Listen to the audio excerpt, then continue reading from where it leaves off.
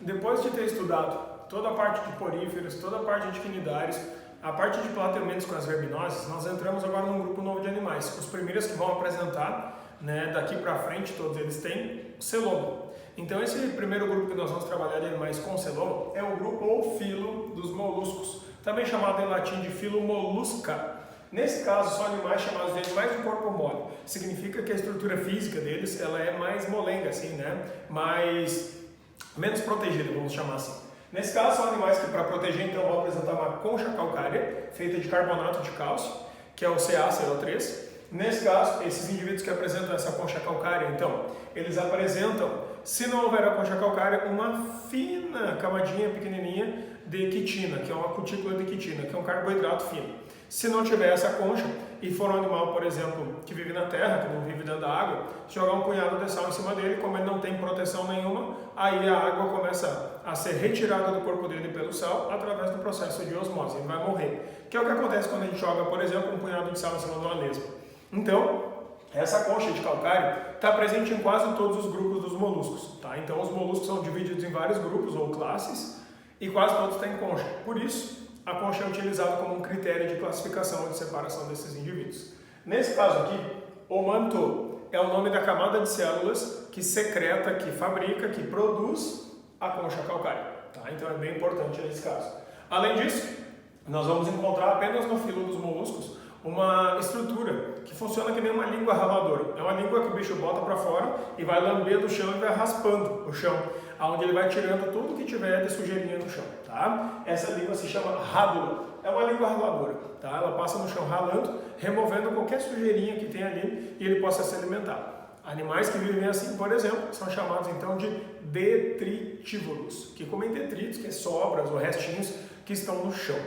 Ainda, para alguns animais desse grupo, mais complexos, como o caso do polvo, por exemplo, ele substitui essa língua raladora por um bico. Na verdade, é um bico tipo de uma ave, só que é feita também de um material extremamente duro e rígido, tá? Que permite, então, pinçar, beliscar e furar coisas que estão no chão. Por exemplo, concha de casquinha, por exemplo, de caranguejo ou de siri, ele pode perfurar com esse bico, tá? Isso só acontece lá nos polvos, por exemplo, e nas uvas. Então, a classificação embrionária e embriológica desses indivíduos, são animais protostômicos, significa da parte da gástrula, vai do blastó por origem à boca, são triblásticos, tem endo, meso e ectoderme, são indivíduos celomados, então essa é aquela característica que é uma novidade dentro dos parâmetros evolutivos.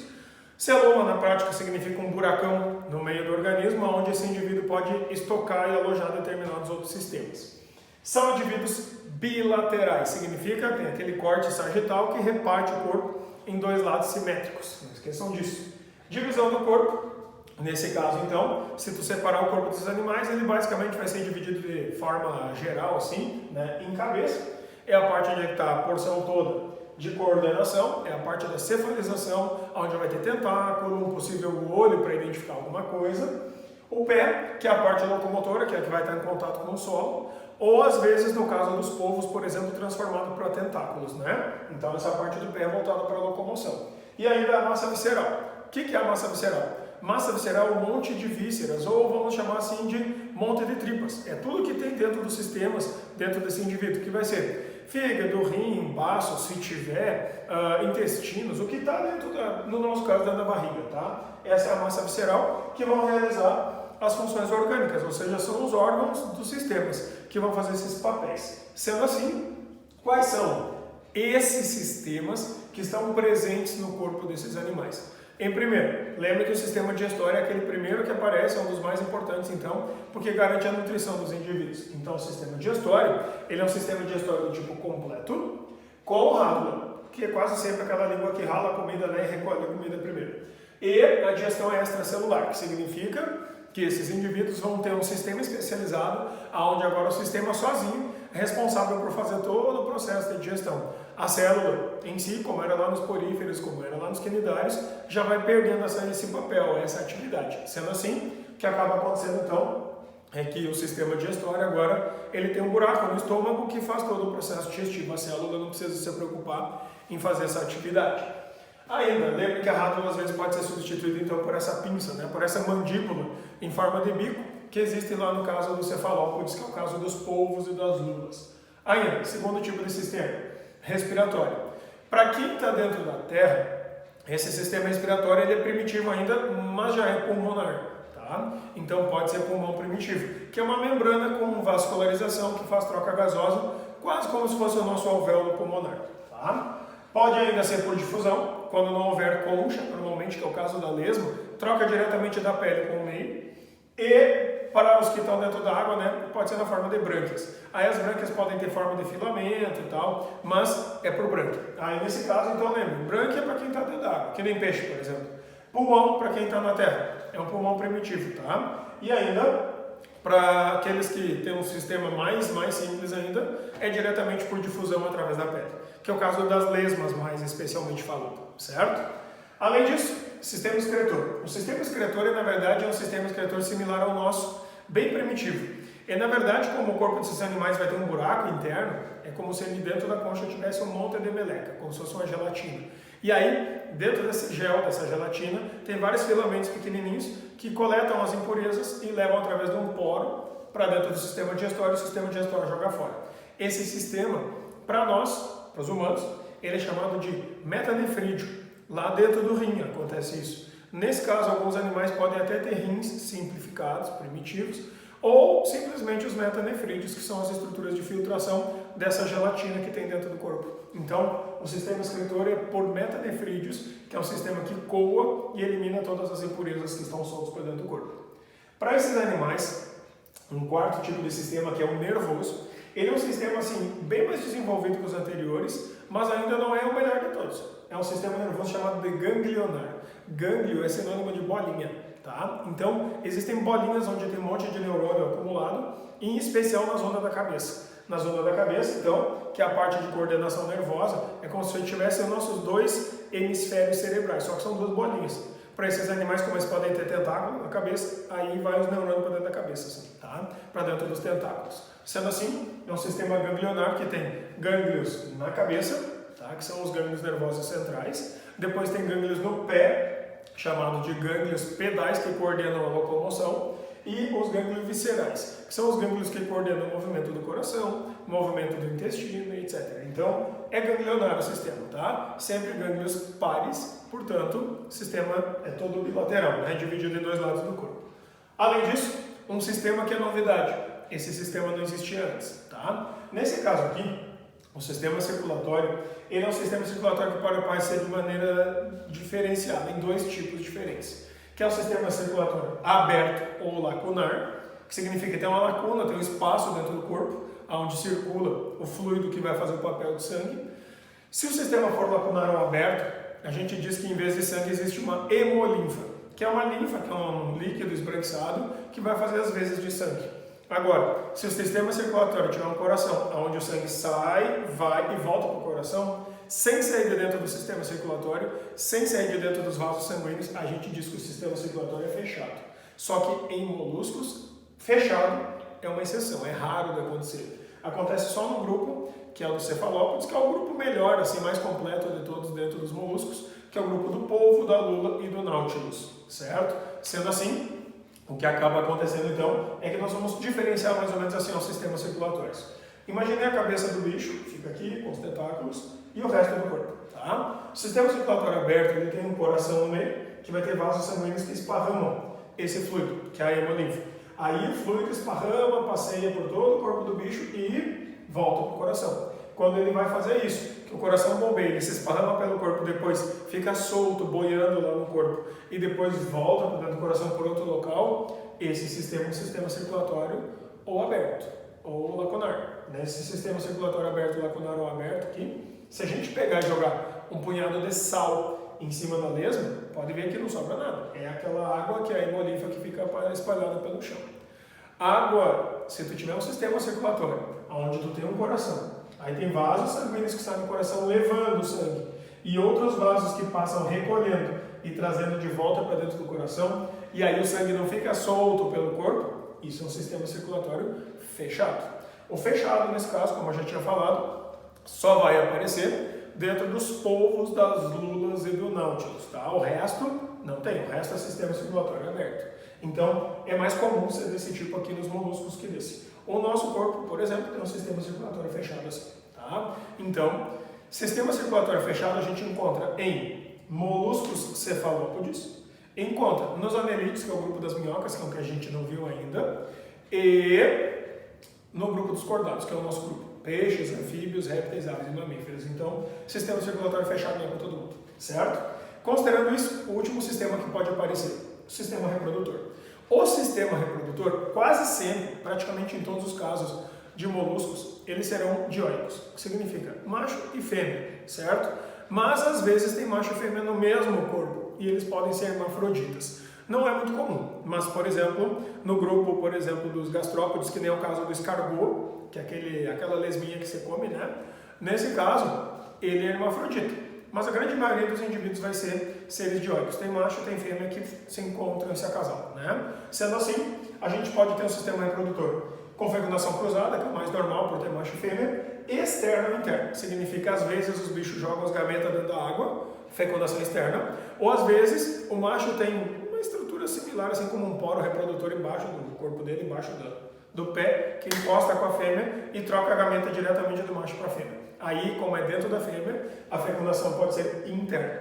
O desenvolvimento significa o que vai acontecer depois de fecundado. Esse desenvolvimento pode ser direto, que significa o pai, os pais, a mãe no caso em especial, ela bota um ovo para o meio externo e já nasce o filhote pronto, que é o caso do polvo, já nasce um mini polvinho assim, chamado de desenvolvimento direto, significa não tem estágio larval, ou desenvolvimento indireto. Deixa eu fazer uma correção aqui. Tá? Direto ou indireto. Vou botar aqui. Certo? Então, o desenvolvimento indireto tem uma larva chamada larva trocófora. Ela é tipo uma bolinha cheia de cílios para poder nadar. Essa larva trocófora, no caso especificamente dos que vão ter concha e vivem no mar, como o caso dos bivalves, por exemplo, tipo ostra e mexilhão, ele vai se transformar num segundo tipo de larva chamado de Veliger, e aí se transforma no adulto. Então, desenvolvimento indireto é para os indivíduos que vão ter que parar no estágio larval, trocófora, Veliger, tá? Que são os nomes das larvas. E direto aqueles que nascem pronto.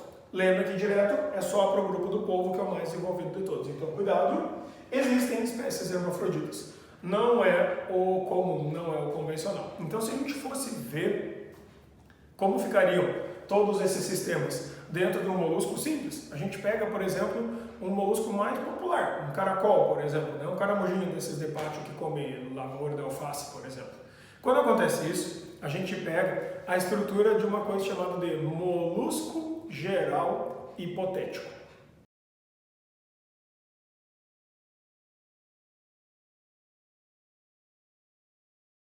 Então, se a gente analisar essa estrutura do molusco geral hipotético, a gente, na verdade, pode entender mais ou menos como estão posicionadas as estruturas e os órgãos desses animais. Então, assim, não quer dizer que todos vão ser idênticos, tá? Mas dá para ter uma noção, pelo menos, de como funcionaria dentro do corpo de um bicho desses. Por exemplo, o nosso molusco geral hipotético aqui, então, desenhadinho, para ver como é que ficam os sistemas.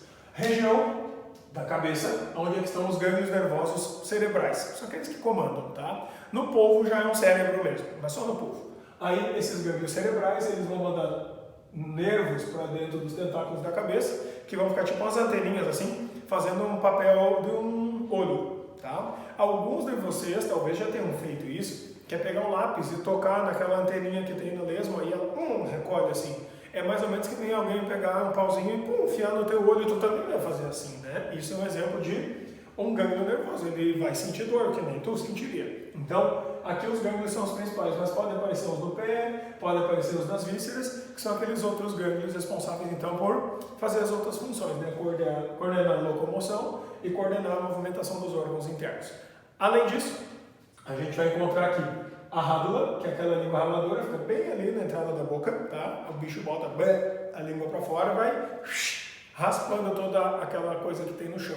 E aí se alimenta daquilo ali. Assim que o alimento entra, vai ter um esôfago, um papo, assim, aí o estômago, o sistema digestório continua com o intestino e vai ter um ânus que vai sair em cima das costas do bicho quando ele tem concha.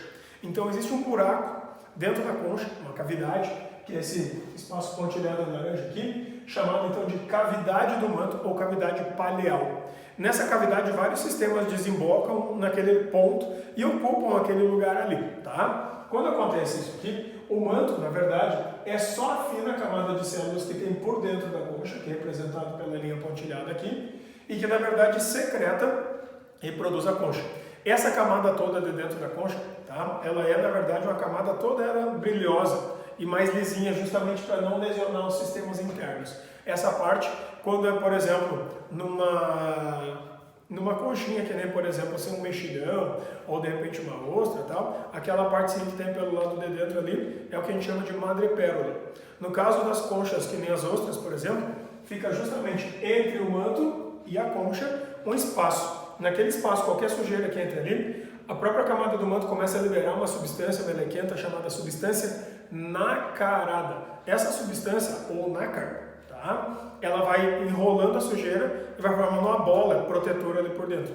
Aquela bola protetora é, na verdade, como isolar um agente patogênico e virou uma bolinha. Isso é o que nós conhecemos por pérola. Mas aí não é qualquer tipo de ser vivo, tem que ser nas ostras produtoras de pérolas, certo? É uma espécie específica. Sendo assim, nós vamos ter essa camada pontilhada por dentro, que é o manto, que é a camada que produz a concha pelo lado de fora. Quando o bicho começa a ficar maior, ou ele aumenta a produção, ou o bicho sai dali de dentro e leva tudo e fabrica uma concha nova, maior, para ele poder viver dentro daquela concha, certo? Então, essa linha pontilhada onde nós vamos ter a saída do sistema digestório, do ânus. Para animais que vivem na terra em ambientes mais úmidos, escuros, tipo lesma, por exemplo, e caracol, aquilo ali ajuda a manter o corpo deles lambuzado, lubrificado, por causa daquela respiração que pode acontecer pela pele. Então, respiração pela pele, quando houver, ela tem que ser uma respiração que utiliza obrigatoriamente uma pele bastante lubrificada. Então, manter a pele lambuzada é um princípio básico para isso. Então, essa camada aqui, chamada cavidade palial, cavidade do manto, é na verdade onde sai o sistema digestório, com o ânus, e também o sistema respiratório. Então aqui, ó, o sistema respiratório e o circulatório, nesse caso, estão ligados, interligados. Então lembre, por exemplo, no caso do molusco hipotético, como é o caso desse aqui, que tem uma concha nas costas, ou seja, o pé preso diretamente na porção gástrica, por isso chamado gastrópode, tá? Pé na barriga, na parte gástrica.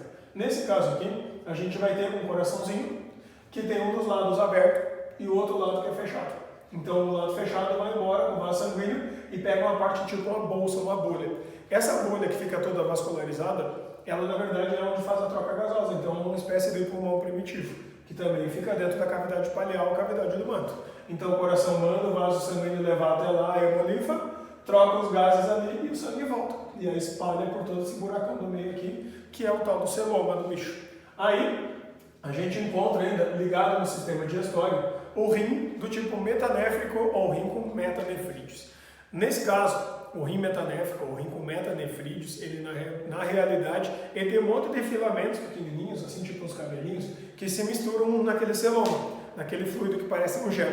Quando acontece isso, então, ele absorve todas as impurezas, já joga para dentro do sistema digestório e vai embora junto com o cocô do bicho e sai tudo junto. As excreções, que é produto nitrogenado, né? E mais a parte toda de produto não digerido. Então nós já temos sistema nervoso, sistema digestório, sistema circulatório, sistema respiratório, sistema excretor. E aí, no caso, em especial, para os indivíduos que podem ser hermafroditas, que nem o escargot, a gente tem as duas glândulas reprodutivas, que são a glândula macho, fazendo o papel do testículo, né? Uma espermateca, e a parte da glândula feminina, vai fazer o papel de ovário.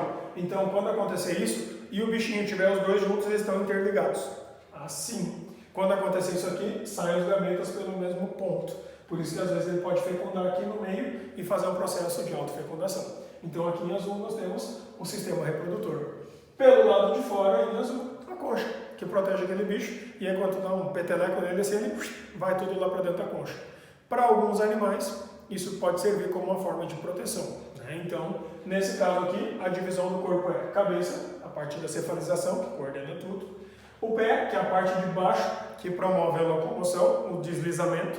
Normalmente em seres terrestres, essa parte do pé tem glândulas, chamadas glândulas pedais, que produzem um muco, que é uma meleca assim, para o bicho literalmente surfar naquela meleca.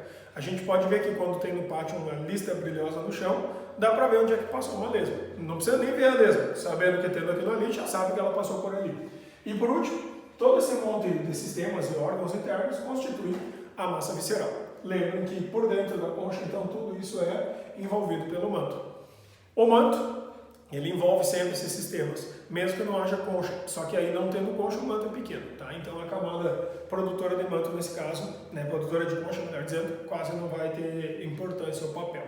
Então, se a gente for pegar e for subdividir os indivíduos em categorias taxonômicas, em classes taxonômicas, então o filo dividido em classes vai ter a subdivisão nas seguintes classes. Gastrópodes, indivíduos que têm uma concha com o pé ligado na parte gástrica, representado principalmente pelas lesmas e caracóis ou caramujo, né? Aqui são indivíduos que podem ser terrestres de ambientes úmidos ou aquáticos, tanto de água doce quanto de água salgada, tá? Então esses estão em todos os lugares. Ainda, os poliplatóforos, esse é um grupo mais anômalo, mais incomum, chamado de quítons, tá? No Brasil não é muito popular isso, mas tem outros lugares do mundo onde tem um monte. Eles chegam a ter 8 conchas, todas elas encaixadas uma na outra, e o bicho pode enrolar todas elas e se fechar quando ele está sendo atacado, por exemplo, tá? Então ele tem uma camada com 8 conchinhas encaixadas uma na outra.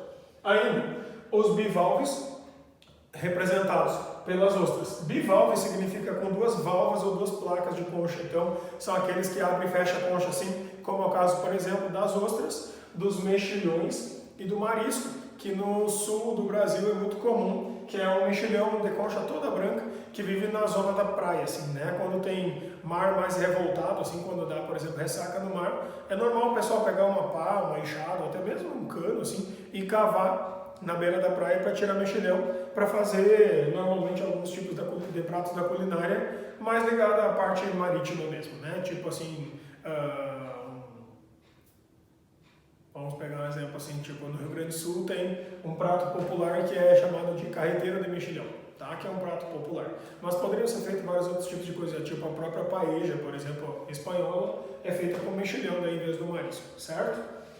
Ainda, uma coisa importante, nos bivalves, esses indivíduos eles acabam jogando os gametos para dentro da água, eles fazem fecundação externa. E como eles não têm capacidade de ficar andando para lá e para cá, eles normalmente puxam a água para dentro deles, tem uma brânquia que funciona que nem uma redinha assim, que filtra a comida. Então esses aqui são animais filtradores. Para poder se alimentar, se alimentam de fitoplâncton e zooplâncton, que são coisinhas que estão boiando dentro da água, então se alimentam daquilo ali.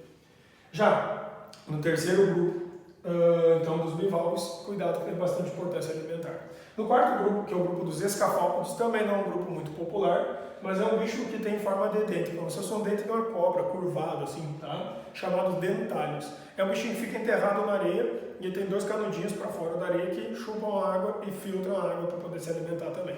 Esse grupo não é tão popular.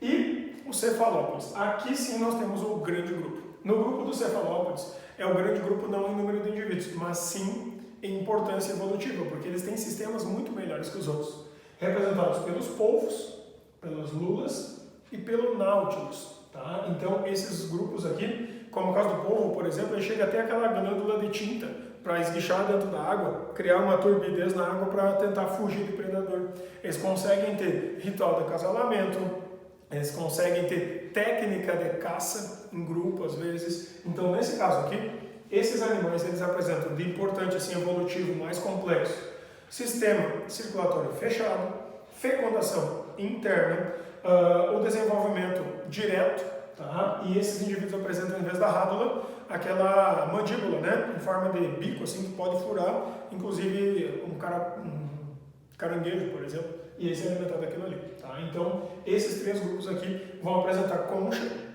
interna, externa ou não apresentar concha, o que diferencia basicamente o cefalópodes um do outro. Então, o náutilo provavelmente é o grupo mais anômalo, mais diferente assim. E o náutilo, na verdade, ele é um tipo de bicho que apresenta a concha para o lado de fora, o que é bem diferente dos outros tipos de animais, tá? Então, nesse caso aqui, seriam os 5 principais grupos ou as 5 principais classes que nós vamos ter entre os moluscos. Vocês podem ver um exemplar de cada um desses aí na figurinha a seguir.